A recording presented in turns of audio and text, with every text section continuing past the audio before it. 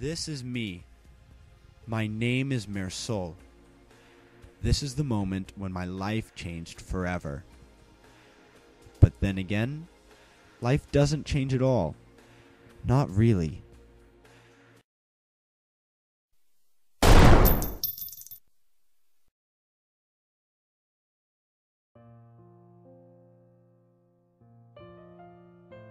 If you go too slowly, there's the risk of heat stroke. But if you go too fast, you'll perspire, and the cold air in the church gives you chill. I saw her point. Either way, I was in for it. There's nothing to be done, no matter what you do. My mother was just buried.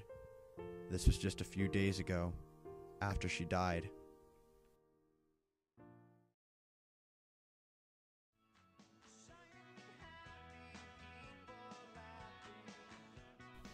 This is Maria.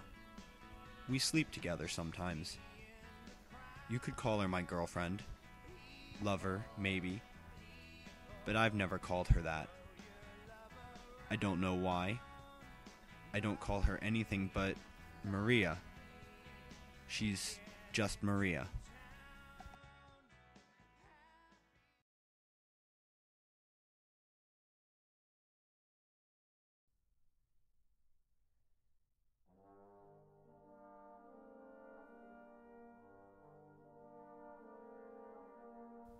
This man, I don't know him well at all.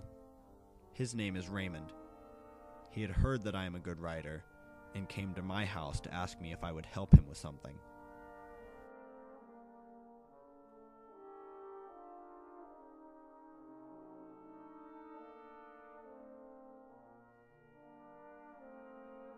His mistress cheated on him, he said, and he wanted to get back at her. He'd already hit her for it, but that wasn't enough for him.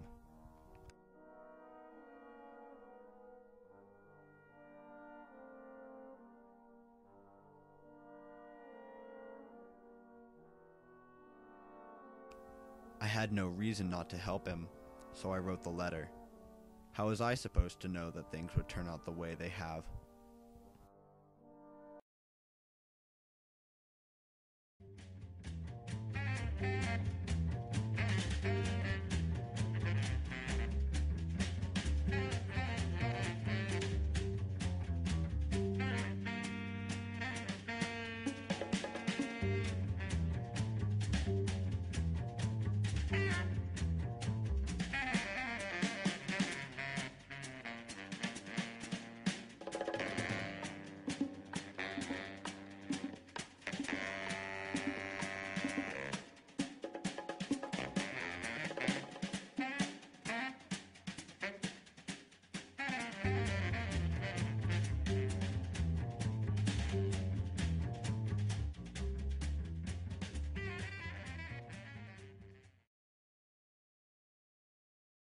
Raymond invited me to spend the day with him and his friend Mason. He said that we were friends now, and that I was a good friend and a good man. I accepted his invitation. I had upset my boss and Maria earlier.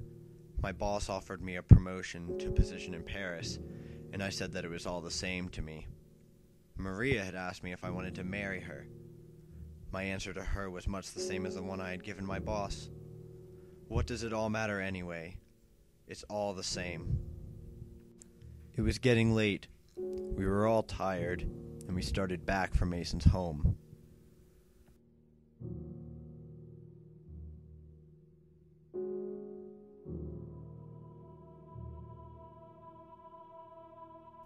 The man who followed us and attacked us was the brother of Raymond's mistress. Raymond told me that he had a gun. Raymond asked me what we should do. I told him that unless the man pulled his knife, he had no business shooting him. I told him to give me the gun so that if the Arab did indeed make trouble with his knife, I could shoot him.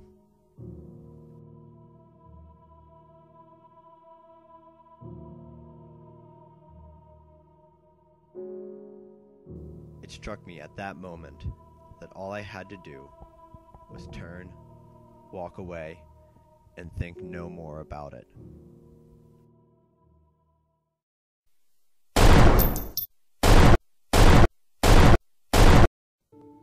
I'd passed my life in a certain way, and I might have passed it in a different way if I'd felt like it. I'd acted thus, and I hadn't acted otherwise. I had done X, whereas I hadn't done Y or Z.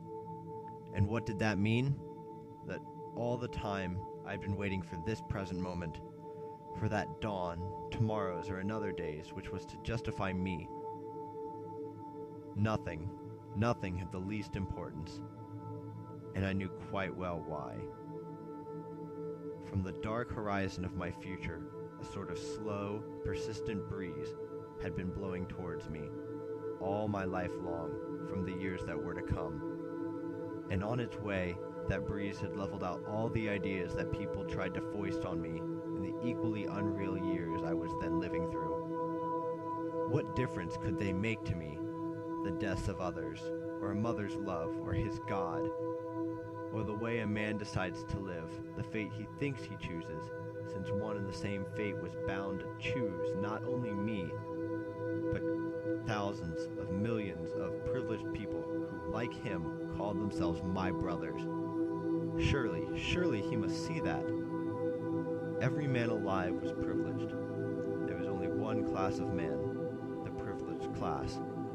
All alike would be condemned to die one day. His turn, too, would come like the others. And what difference could it make if, after being charged with murder, he were executed because he didn't weep at his mother's funeral, since it all came to the same thing in the end? For the first time,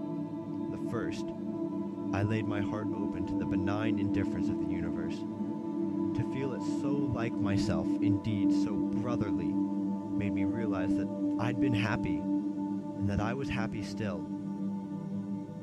For all to be accomplished, for me to feel less lonely, all that remained to hope was that on the day of my execution, there would be a huge crowd of spectators, and that they should greet me with howls of execration.